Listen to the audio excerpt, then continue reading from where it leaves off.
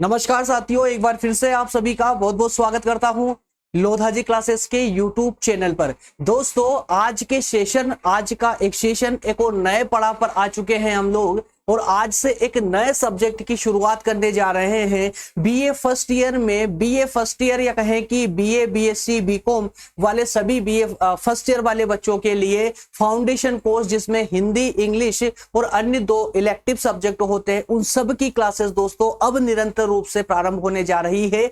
हिंदी भाषा एवं संस्कृति वाला ये सब्जेक्ट निरंतर रूप से अब शाम के 6 बजे ही आप लोगों का लिया जाएगा। संभवतः आज का पहला सेशन थोड़ा सा लेट चल रहा है कुछ समस्या के कारण, लेकिन कल से निरंतर रूप से 6 बजे ही आपको सेशन मिलेगा। दोस्तों, कुछ स्लाइड में आपको यहां पर लगाकर लेकर आया हूं राष्ट्र कवि मैथिली शरण गुप्त के कविताओं से संबंधित, और इस स्लाइड आपको ये दिखाने का प्रयास करती है कि राष्ट्र कवि मैथिली शरण गुप्त जी, जो कि द्विवेदी काल के प्रसिद्ध कवि माने जाते हैं, उन्होंने अपनी कविताओं में किस प्रकार के शब्दों का प्रयोग किया है और इन प्रयोगों के माध्यम से किस प्रकार से उन्होंने प्रत्येक भारतीय के अंतर आत्मा को, या कहें कि प्रत्येक भारतीय के मन के मर्म को स्पर्श करने का प्रयास किया है। चंद लाइनें दोस्तों मैं पढ़कर सुनाना चाहूंगा आप लोगों को, जिससे आप इनकी कविताओं में प्रयुक्त शब्दों का भली भांति रूप से एक अंदाजा लगा सकते हैं। कुछ लाइनें इस प्रकार है: जो भरा नहीं हो भावों से, जिसमें बहती रस धार नहीं, वह हृदय नहीं पत्थर है, जिसमें स्वदेश का प्यार नहीं। दोस्तों, इन ही वाक्यों का प्रयोग उन्होंने अपनी विभिन्न कविताओं में, नाटकों के माध्यम से करके वो संपूर्ण भारतीय के प्रत्येक व्यक्ति को जागृत करने का प्रयास किया है, और उन्होंने ये संदेश देने का प्रयास किया है कि प्रत्येक भारतीय को अपनी मातृभूमि के लिए, अपने प्राणों के बलिदान के लिए भी हमेशा तत्पर रहना चाहिए। दोस्तों, इसी प्रकार से देखिए, अगर आप मोटिवेट भी होना चाहते हैं ना, तो इन वाक्यों के माध्यम से बेहतर तरीके से मोटिवेट भी हो सकते हैं। इनकी कविताओं में सिर्फ और सिर्फ कविता ही नहीं, उसका भाव जो देखेंगे ना आप, उस भाव का जो अर्थ निकलेगा वो आपको अपने आप में ही मोटिवेट कर देगा। एक वाक्य यहां पर मैं पढ़कर सुना रहा हूं दोस्तों, इस पर एक नजर डालिए आप लोग। दुख शोक जब जो आ पड़े, सो धैर्य पूर्वक सब सहो, होगी सफलता क्यों नहीं, कर्तव्य पथ पर दृढ़ रहो। कर्तव्य पथ पर दृढ़ रहो। अधिकार खोकर बैठे रहना यह महादुष्कर्म है, न्यायार्थ अपने बंधु को भी दंड देना धर्म है। आगे और भी सुनाता हूं दोस्तों, देखिए एक वाक्य यहाँ: जाति धर्म या संप्रदाय का नहीं भेद व्यवधान, यहाँ सबका स्वागत सबका आदर सबका सब सम्मान यहाँ। दोस्तों, इस प्रकार के वाक्यों का इन्होंने अपने कविताओं में प्रयोग किया है, और ये सब का अर्थ आपको सेशन के माध्यम से समझने को मिलेगा। दोस्तों, शुरुआत करते हैं अपने आज के बेहतरीन सेशन की। चूंकि पहला लेक्चर ही है हिंदी भाषा एवं संस्कृति का, मेरे प्यारे दोस्तों विशेष ध्यान रहे, सिर्फ बीए फर्स्ट ईयर वालों के लिए ही नहीं, बीकॉम, बीएससी, बीबीए और बीए एलएलबी वाले सभी फर्स्ट ईयर के स्टूडेंट्स के लिए समान रूप से उपयोगी कक्षाएं होने वाली है। लाइव इवनिंग में 6 बजे निरंतर रूप से आपको सेशन मिलने वाला है। दोस्तों, आज का सेशन होगा हमारा मैथिली शरण गुप्त की कविता मातृभूमि से आज हम प्रारंभ करने वाले हैं, जिसमें दोस्तों हम कुछ प्रश्न उत्तरों पर भी फोकस करेंगे। अच्छा, जो नए स्टूडेंट हैं वो जान ले, बार बार कमेंट करके परेशान ना हो कि सर हमें पॉलिटी नहीं मिल रही है, या हिस्ट्री के सेशन नहीं मिल रहे हैं, या इकोनॉमी के लेक्चर नहीं मिल रहे हैं। दोस्तों, काफी सारे सब्जेक्ट हमारे द्वारा कवर कर दिए गए हैं। कुछ स्टूडेंट्स को तो अच्छे से पता है कि प्लेलिस्ट में जाकर के किस प्रकार से और किस तरह से उनको जो है अपने सेशन फाइंड आउट करना है। जिनको नहीं पता, जिन्हें यूट्यूब में प्लेलिस्ट में जाना भी नहीं आता है, उनको मैं बता देता हूं। उनके लिए मैंने एक छोटा सा शॉर्ट वीडियो तैयार कर दिया है, थोड़ी देर के लिए दोस्तों इसको देख लीजिए, आपका डाउट क्लियर हो जाएगा। चलिए, वीडियो स्टार्ट कर चुका हूं मैं, ध्यान से सुनिएगा।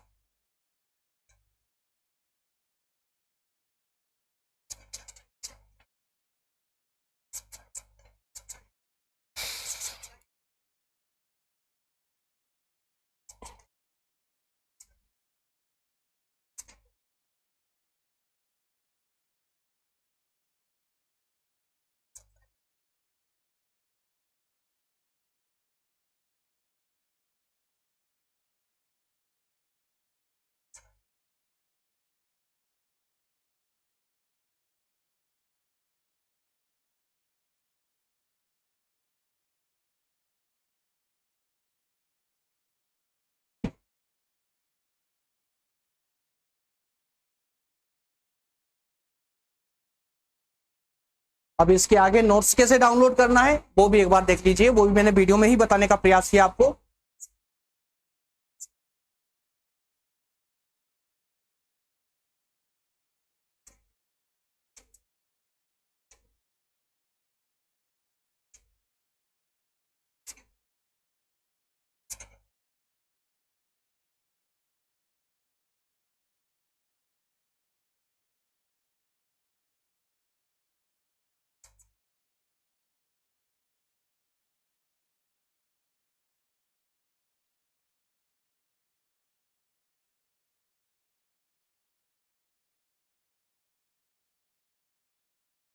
ओके फ्रेंड्स, तो एंड आई होप कि कंप्लीट समझ आ चुका होगा कब आपको प्लेलिस्ट कैसे है ना, प्लेलिस्ट तक कैसे पहुंच बनानी है अपनी।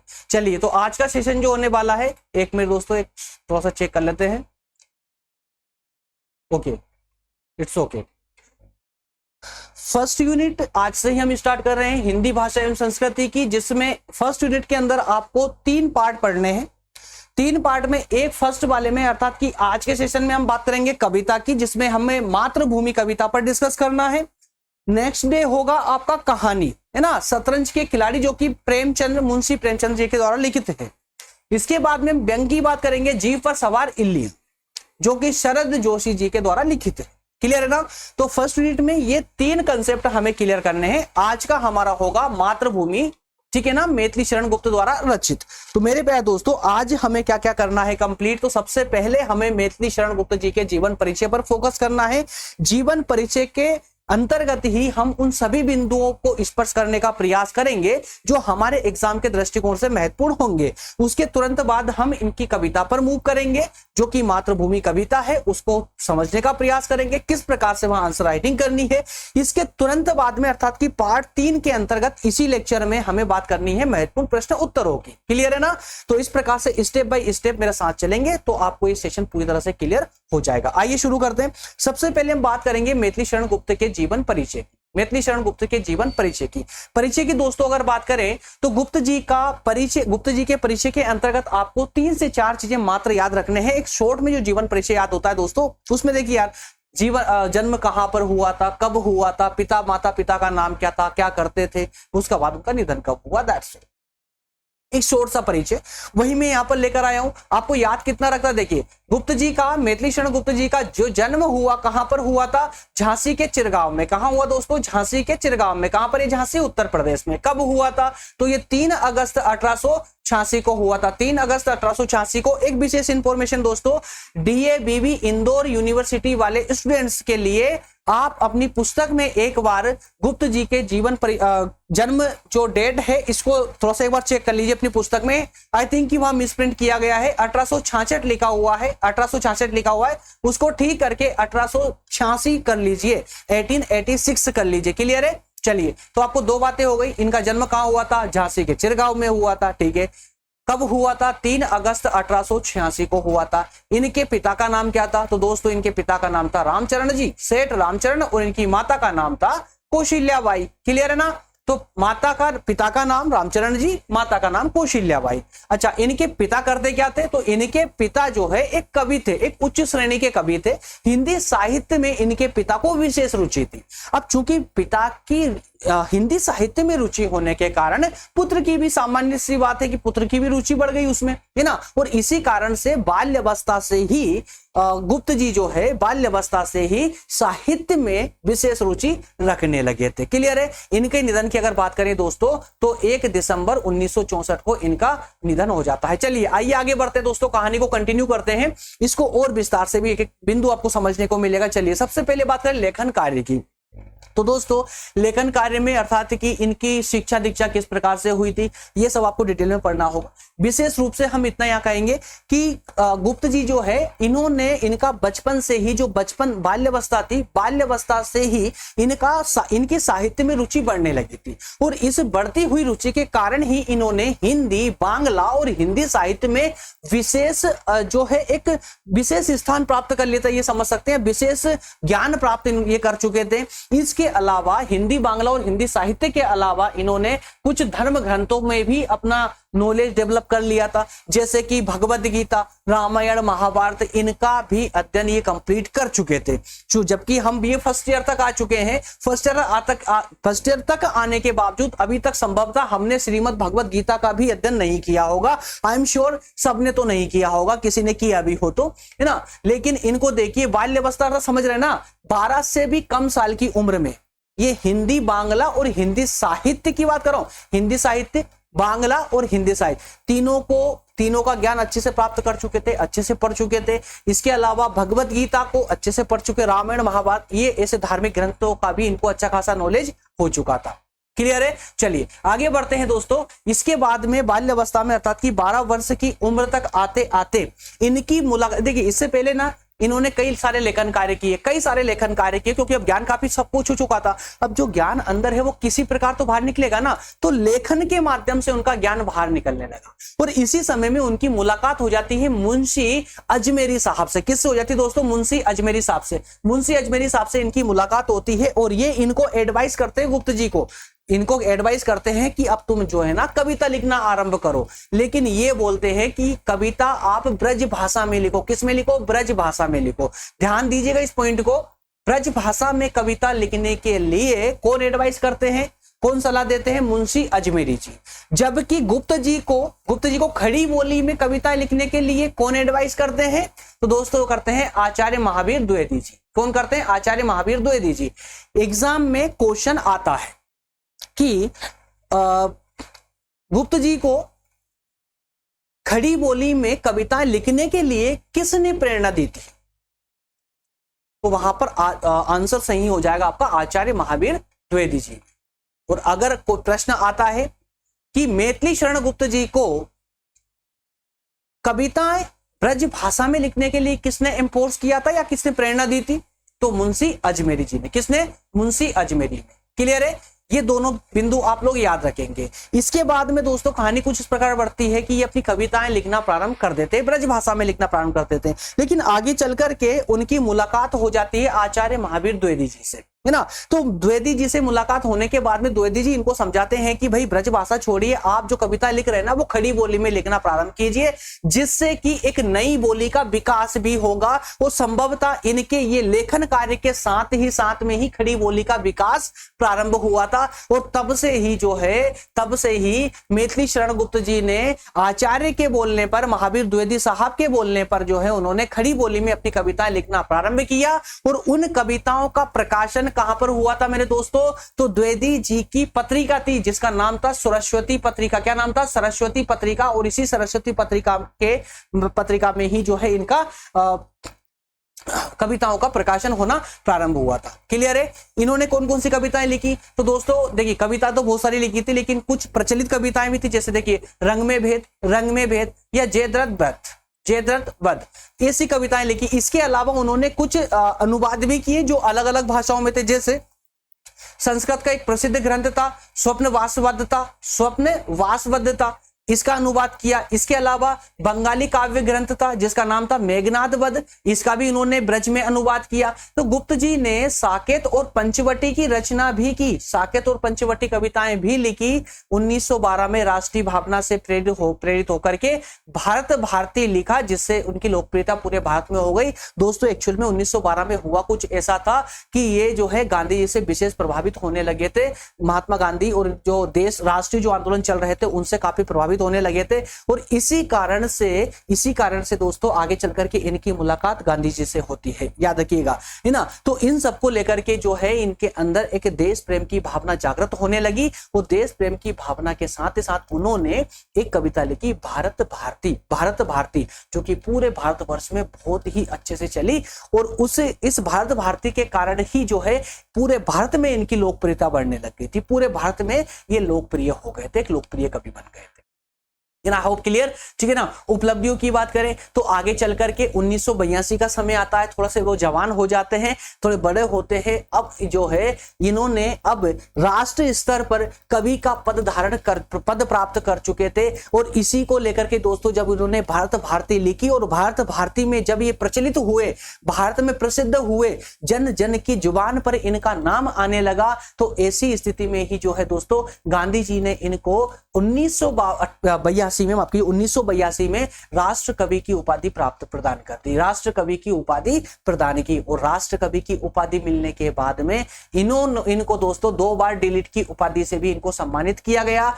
किस किस ने? एक बार जो डिलीट की उपाधि दी थी, ये दी थी आगरा विश्वविद्यालय ने, और दूसरी बार हिंदू विश्वविद्यालय के द्वारा, है ना। तो 2 बार इनको डिलीट की उपाधि से सम्मानित किया गया इनको। इसके अलावा 1953 में साहित्य, ध्यान दीजिएगा, 1953 में साहित्य और शिक्षा के क्षेत्र में भारत सरकार ने इनको पद्म भूषण भी दिया, पद्म भूषण से भी नवाजा, है ना, साहित्य और शिक्षा के क्षेत्र में। क्लियर है? कब? 1953 में साहित्य और शिक्षा के क्षेत्र में इनको पद्म भूषण से भी सम्मानित किया गया। इसके अलावा 1952 से 64 तक ये आजाद भारत की राज्यसभा के भी सदस्य रहे, 1952 से 1964 तक। आई होप क्लियर होगा, ठीक है ना। तो बस इतनी सी बातें आपको याद रखनी। कितना याद रखना है? महात्मा गांधी ने इनको राष्ट्र कवि की उपाधि सम्मानित किया। इसके बाद में इनको एक बार देखिए 2 बार डिलीट की उपाधि सम्मानित किया गया, एक बार आगरा विश्वविद्यालय की ओर से, दूसरी बार हिंदू विश्वविद्यालय की ओर से। इसके अलावा ये 1952 से 1964 तक राज्यसभा के भी सदस्य रहे। 1953 में राज्यसभा के जब सदस्य थे, उसी समय में इनको पद्म भूषण पुरस्कार से भी सम्मानित किया गया।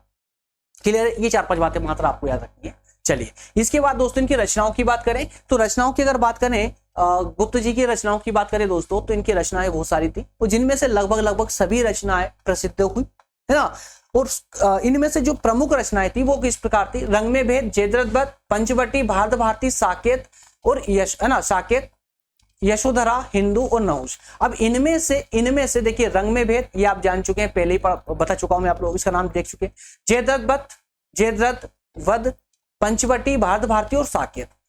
क्लियर है? ये इससे पहले आप लोग नाम सुन चुके हैं। बस आपको 3 और आपको ये ध्यान रखना है, यशोधरा, हिंदू और नहुष, ठीक है ना। इन 3 का नाम और आपको विशेष रूप से याद रखना है। तो कुल मिलाकर के इनकी इस प्रकार से कुछ विशेष रचनाएं थी, कुछ विशेष रचनाएं याद रखिएगा, बाकी रचना तो बहुत सारी थी, है ना। चलिए, तो इसी के साथ में दोस्तों इनका परिचय जो होता है, सामान्य परिचय, अब समाप्त होता है। देखिए, गुप्त जी ने अपने कठिन संघर्ष और परिश्रम के माध्यम से ही अपने जीवन में यश प्राप्त किया, प्रसिद्धि हासिल की। इसी प्रकार से दोस्तों इनको भारत के राष्ट्र कवि के नाम से जाना जाने लगा। फिर 12 दिसंबर 1964 को इनका दिल का दौरा पड़ने से वो इस दुनिया से उन्होंने अपनी अंतिम विदा ली। क्लियर है? तो दोस्तों इस प्रकार से इस कविता के माध्यम से कहें कि अपने पाठ्यक्रम के माध्यम से मातृभूमि कविता के द्वारा गुप्त जी अर्थात मैथिली शरण गुप्त जी के द्वारा ये बताने का प्रयास किया गया है, या ये कहने का उन्होंने प्रयास किया है, या ऐसा कहे कि मातृभूमि की विशेषताओं का गुणगान करते हुए उनके द्वारा प्रदत्त, उनके द्वारा जो हमें हमारे लिए जो उपकार किए गए हैं मातृभूमि के द्वारा, उन उपकारों के बदले अगर हम अपने प्राण भी न्योछावर कर दे तो वो भी उन उपकारों के सामने कम होंगे। तो इस प्रकार से उन्होंने जन्मभूमि का गुणगान करते हुए कभी उसके लिए अपने प्राणों का बलिदान देने के लिए भी तत्पर रहते हैं। आई होप यहां तक का मैटर क्लियर होगा। डोंट वरी, अभी तक ना इसको पूरे को घोलकर आपके मस्तिष्क में डाल दूंगा, बिल्कुल भी टेंशन ना लेना, अभी कहानी बाकी है। चलिए आगे बढ़ेंगे, बस आपको ध्यान से सुनते हुए चलना है। देखिए, अब दोस्तों आपकी कहानी स्टार्ट हो चुकी है। अब कहानी में एक विशेष बिंदु यह है कि इसमें 12 तथ्य हैं, या कहें कि 12 बिंदुओं के माध्यम से कहानी पूरी लिखी गई है। मातृभूमि की कविता है ना, मातृभूमि जो कविता है, बार बार कहानी निकल रहा मुझसे, जो मातृभूमि कविता है ये 12 बिंदुओं के 12 तथ्यों के माध्यम से 15 तथ्यों के माध्यम से ये पूरी कविता लिखी गई है। 15 ही तथ्यों को मैं यहाँ पर पढ़ के अगर समझाऊंगा तो दोस्तों सेशन काफी लेंदी हो जाएगा। इसे आप अपनी पुस्तक से इसकी व्याख्या को पढ़ के समझ सकते हैं। आसानी से, कोई डिफिकल्ट नहीं आएगी, मैं पहले पढ़ के देख चुका हूं, एकदम इजी है, कुछ भी प्रॉब्लम नहीं है, बस आप सिर्फ समझना है, रटना नहीं है, सिर्फ समझना है ना। इसके अलावा इसके जो बिंदु होते हैं, क्या क्या होता है दोस्तों, देखिए आपको 3 पक्षों में इसको लिखना होता है। एक आपको संदर्भ लिखना होगा, सबसे पहले संदर्भ लिखना होगा, तो संदर्भ में क्या लिखेंगे दोस्तों, उसके अलावा एक होगा आपका प्रसंग, ठीक है ना, प्रसंग लिखना होगा। उसके बाद तीसरे नंबर पर आपकी व्याख्या आती है, ठीक है ना। तो संदर्भ और प्रसंग समझ लीजिए विशेष रूप से कि आपको लिखना। देखिए संदर्भ में आप क्या लिखेंगे, संदर्भ में अगर हमें इस कविता के बारे में लिखना होगा तो क्या लिखेंगे, प्रस्तुत पंक्तियां या पद्यांश भाषा, हिंदी भाषा एवं संस्कृति विषय से या पुस्तक से पाठ 1 की मातृभूमि कविता से उद्धृत है या लिया गया है, जिसके रचयिता मैथिली शरण गुप्त है। दैट्स ऑल, इतना संदर्भ में लिखेंगे। प्रसंग की बात करें तो प्रसंग में आप अपने तथ्य का सारांश लिखेंगे कि तथ्य किस पर अडिग है या कि इस तथ्य में क्या लिखा गया है। जैसे ये पूरा वाक्य है तो वाक्य में क्या बताने का प्रयास किया गया है। जैसे फर्स्ट इसको एक बार पढ़ के देखिए, नीलांबर परिधान रहित पट पर सुंदर है, क्या कहा, नीलांबर परिधान रहित पट पर सुंदर है, सूर्य चंद्र युग मुकुट मेखला रत्नाकर है, नदिया प्रेम प्रवाह फूल तारे मंडन है, बंदी जखग वृष शेष फन सिंहासन है, करते अभिषेक पयोद है, बलिहारी इसे वेश की है मातृभूमि, तू सत्य ही सगुण मूर्ति सर्वेश की। तो यहाँ पर कवि ने बड़े ही सुंदर पंक्तियों के माध्यम से प्रकृति अर्थात की जो हमारी मातृभूमि है, मातृभूमि की सुंदरता का बखान करते हुए कहा है कि जो नीलांबर अर्थात की जो आकाश है, जो नीला आकाश है, ये मातृभूमि के वस्त्रों के समान है, अर्थात कि वस्त्रों के द्वारा उनको सुशोभित करते हैं। सूर्य और चंद्र मातृभूमि के मुकुट के समान है, जो उनको उनके मस्तिष्क पर जो है मस्तिष्क पर शोभायान है, उनको सुशोभित कर रहे हैं। जो नदियां हैं, सागर है, ये उनके कमरबंद की तरह अर्थात कि जो कमर का महिलाओं का है ना, नारियों का जो कमर का आभूषण होता है, कमरबंद है ना, उनके समान उनको सुशोभित कर रहे हैं। उसी प्रकार से फूल तारे ये उनके आभूषण हैं। क्लियर है। तो इस प्रकार से इन विभिन्न, देखिए यहां लिखा शेष नाग का जो फन है वो उनके सिंहासन के समान है। तो इस प्रकार से उन्होंने विभिन्न तथ्यों का सहारा लेकर के मातृभूमि की सुंदरता का वर्णन किया है। तो प्रसंग में आप क्या लिखेंगे दोस्तों, यहां पर कवि ने इन वाक्यों के माध्यम से, प्रस्तुत पंक्तियों के माध्यम से कवि ने मातृभूमि की प्राकृतिक सुंदरता का वर्णन किया है। ये प्रसंग हो जाएगा आपका। व्याख्या में आप समझ चुके हैं कि जो इसका अर्थ है सिर्फ समझना है, अपनी समझ और आपकी समझ के अनुसार आपको इसकी व्याख्या करनी होती है। क्लियर है ना। तो इस प्रकार से अब इस पूरी कहानी को पढ़ेंगे। जिन दोस्तों के पास हो सकता है किसी पास पुस्तक ना हो, तो उसके लिए मैं PDF डाउनलोड कर लीजिएगा। पूरी कहानी में लेकर आ चुका हूं। पूरे 15 बिंदु इसके अंतर्गत आपको मिल जाएंगे। देखिए ये सब पूरे 15 बिंदु दोस्तों मैंने आपको PDF के रूप में मैं आपको प्रोवाइड कर रहा हूं। डिस्क्रिप्शन से PDF डाउनलोड कर लेंगे तो इजीली आपको जो डाउनलोड हो जाएगी, और मैं वीडियो के माध्यम से बता ही चुका हूं है ना कि आपको डाउनलोड कैसे करना है नोट्स। चलिए अब हम बात करेंगे हमारे आज के महत्वपूर्ण पार्ट पर। अच्छा, क्या पार्ट है महत्वपूर्ण? अब हम बात करेंगे महत्वपूर्ण प्रश्न उत्तरों पर। और मैं स्टार्टिंग में बता दूं, प्रश्न उत्तर अति लघुत्तरी, लघुत्तरी और दीर्घ लघुत्तरी तीनों प्रकृति के प्रश्न उत्तर आपको यहां डिस्कस करने हैं। चलिए शुरुआत करते हैं। सबसे पहला प्रश्न है, कवि अपनी मातृभूमि के लिए क्या करना चाहता है? सिंपल सी कहानी है, कवि अपनी मातृभूमि के लिए आत्मसम्मान चाहता है। क्या चाहता है? अपना आत्मसम्मान करना चाहता है मातृभूमि के लिए। अगला प्रश्न है, कवि मातृभूमि पर बलिहारी क्यों जाता है ना? कवि मातृभूमि पर बलिहारी क्यों होता है? रीजन देखिए, प्रकृति और मातृभूमि में अटूट संबंध कवि के द्वारा बताया गया है। मातृभूमि और प्रकृति दोनों के बीच में अटूट संबंध है। इसलिए कवि कहते हैं कि जो मातृभूमि है वो ईश्वर की, परम पिता परमात्मा अर्थात की ईश्वर की सच्ची मूर्ति है। कौन? मातृभूमि है ना। इसलिए कवि मातृभूमि पर बलिहारी जाते हैं। मातृभूमि से कवि के बचपन का क्या यार, कवि के बचपन मतलब कि हम सबका बचपन, पूरे ब्रह्मांड के प्रत्येक व्यक्ति का बचपन, याद रखिएगा ना। तो कवि क्या है, पूरे ब्रह्मांड को अपने में समेट करके अपने द्वारा व्यक्त करने का प्रयास करते हैं। इसलिए प्रश्न है कि मातृभूमि से कवि के बचपन का क्या संबंध है? तो इस पर बहुत ही सुंदर पंक्तियां कहते हैं कवि, कहते हैं कि हमें सभी इसी मातृभूमि की धूल में लौटकर बड़े हुए हैं। क्या कहा? कि इसी मातृभूमि की जो धूल मट्टी है उसी में खेल कूद कर, उसी में लेट मार मार के हम बड़े हुए हैं, है ना। और इसी भूमि में हमने घुटने रगड़ रगड़ के, घुटने चल कर के हमने इसी मट्टी पर चलना सीखा है। हमने अपना पूरी बाल्य अवस्था, अपना पूरा बचपन इसी मट्टी में व्यतीत किया है। अतः सभी प्राणियों का बचपन मातृभूमि से इसी कारण से जुड़ा हुआ है। अगला प्रश्न, मातृभूमि के आभूषण कौन कौन है? भली बात समझ चुके हैं। नीलांबर अर्थात नीला आकाश, सूरज, चांद, तारे, नदियां, फूल, खग, बादल, समुद्र, शेषनाग का फन, ये सब मातृभूमि के क्या है दोस्तों? आभूषण है। अगला प्रश्न है, मातृभूमि कविता में गुप्त जी मातृभूमि के महत्व का उल्लेख किस प्रकार करते हैं? बहुत इंपॉर्टेंट प्रश्न है। क्या कहा गया है? महत्व। तो मातृभूमि के महत्व की चर्चा किस प्रकार करते हैं? यहाँ पर जरा देख लीजिए। उनका महत्व बताने के लिए उन्होंने बहुत सुंदर पंक्तियों का प्रयोग किया था। देखिए पूरी कविता में, मातृभूमि कविता के अंतर्गत मातृभूमि को किसके समान बताया गया है? जननी के समान बताया गया है। जननी मतलब मां के समान बताया गया है। मातृभूमि के महत्व को स्पष्ट करते हुए कवि कहते हैं कि आज तक जिन सुखों को हमने प्राप्त किया है, जो सुख हमको आज तक मिले हैं, वह मातृभूमि की ही देन है।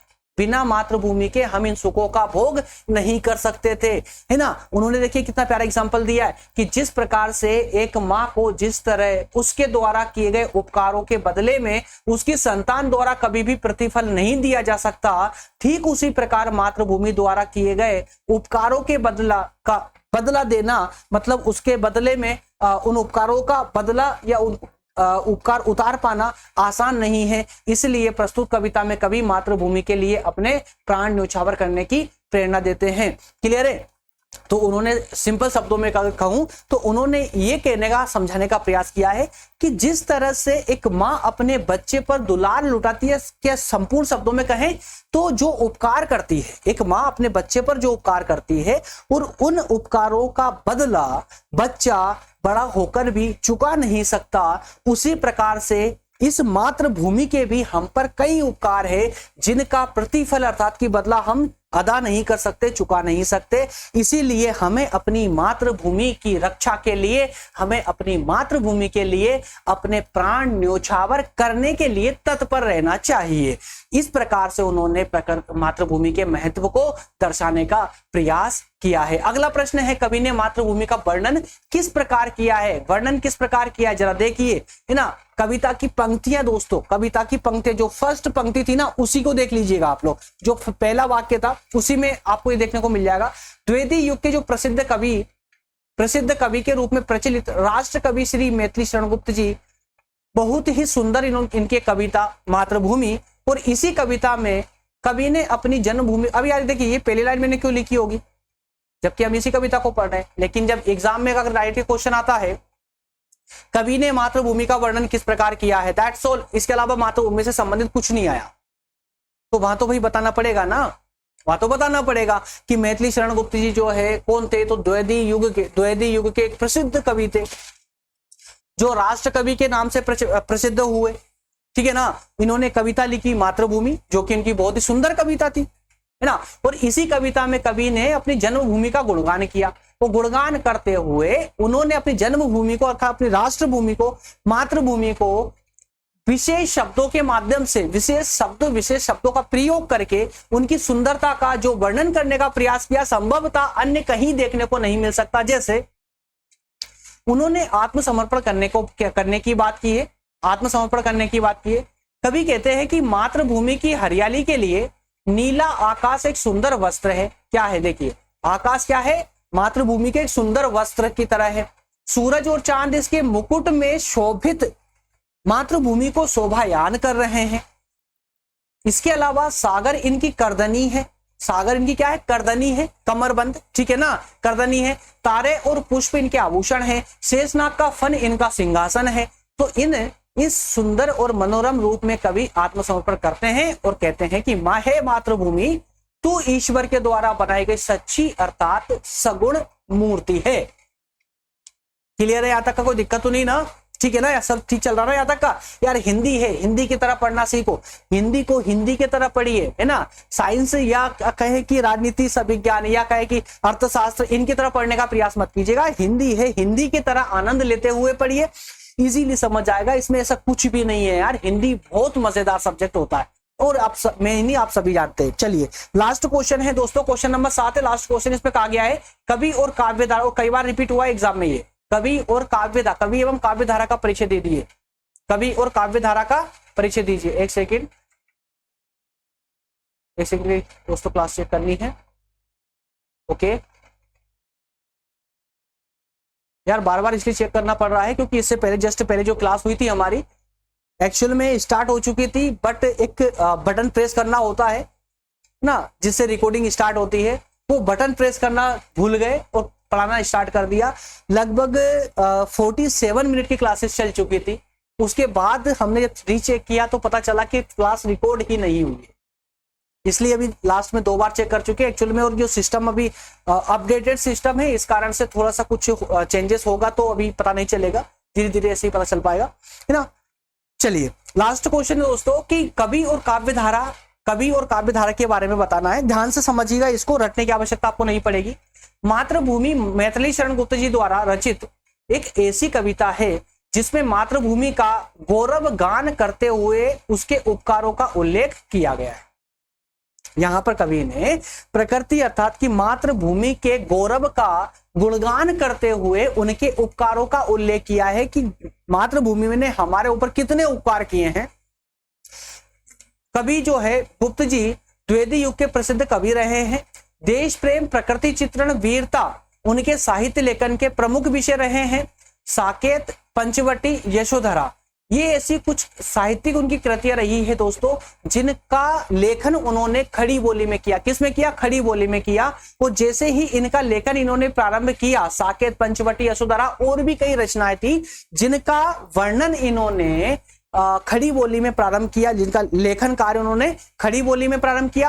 और इन्हीं के द्वारा ही खड़ी बोली का विकास यहीं से प्रारंभ हो जाता है। जैसे इन्होंने खड़ी बोली में लिखना चालू किया, खड़ी बोली का विकास प्रारंभ हो गया। कविता के माध्यम से गुप्त जी ये कहने का प्रयास करते हैं कि हमारे सभी सुखों का जो कारण है ना, वो मातृभूमि है और हमारा यह शरीर भी इसी पृथ्वी से मिला है और अंतिम रूप से पृथ्वी में ही समा जाएगा, है ना। अतः मातृभूमि के इस उपकार का प्रतिफल कभी भी हमारे द्वारा चुकाया नहीं जा सकता। कभी मन में देश के प्रति अगाध प्रेम और प्रकृति से अटूट संबंध की बात करते हैं। कविता में खड़ी बोली के साथ साथ उन्होंने कभी कभी तत्सम शब्दों का भी प्रयोग किया है। जनता को जागृत करने में कविता की विषय वस्तु महत्वपूर्ण भूमिका का निर्वहन करती है। क्लियर है? तो इस प्रकार से दोस्तों हम यह समझ सकते हैं कि मैथिली शरण गुप्त जी ने जो मातृभूमि कविता का लेखन कार्य किया है, जो लिखी है, इस कविता के माध्यम से इन्होंने भारत के प्रत्येक व्यक्ति को ही नहीं बल्कि विश्व के प्रत्येक व्यक्ति को मानसिक रूप से जगाने का प्रयास किया है। और व्यक्ति, नागरिक और राष्ट्र के बीच में जो एक रिलेशन होता है ना, उस रिलेशन को और अटूट और मजबूत बनाने का इन्होंने प्रयास किया है अपनी मातृभूमि कविता के माध्यम से। अब दोस्तों सेशन तो कंप्लीट हो चुका है। अब मेरा विशेष संदेश आप लोगों से यह है कि अब आप लोग करेंगे, आप लोग क्या करना पता है ना आप लोगों को। अब आपको सेशन को तुरंत बंद करने के बाद में जिनके पास पुस्तक है, पुस्तक निकाल लीजिए, वहां से इस कविता को पढ़ेंगे, व्याख्या सहित उसको समझेंगे। क्लियर है? और जिनके पास पुस्तक नहीं है, पीडीएफ फटाफट डाउनलोड करें, डाउनलोड करके कविता को पढ़ें, उसका अर्थ समझें। ठीक है ना। और इसी के साथ में प्रश्नों का रिवीजन लगाए। अगला जो सेशन होगा ना हमारा, इसमें हम अभी भी मातृभूमि वाली कविता पर ही डिस्कस करेंगे, जिसमें हम बात करेंगे वस्तुनिष्ठ प्रश्नों की। ये भी आपके एग्जाम का एक विशेष पार्ट है। आपसे प्रश्न पूछे जाते हैं ना, वस्तुनिष्ठ प्रश्न उत्तर भी आते हैं आपके, तो वस्तुनिष्ठ एमसीक्यू फॉर्मेट वाले जो क्वेश्चन आंसर होते हैं दोस्तों, उन पर हम डिस्कस करेंगे। ठीक है ना। एमसीक्यू वाले फॉर्मेट क्वेश्चन आंसरों पर डिस्कस करेंगे अगले सेशन में। छोटा सा सेशन होगा, ज्यादा लेंदी और ज्यादा बड़ा नहीं होगा। क्लियर है? फिर चलिए दोस्तों, फिर मिलते हैं नेक्स्ट सेशन में एमसीक्यू क्वेश्चनों के साथ में। तब तक आप सभी का बहुत बहुत धन्यवाद। Thank you.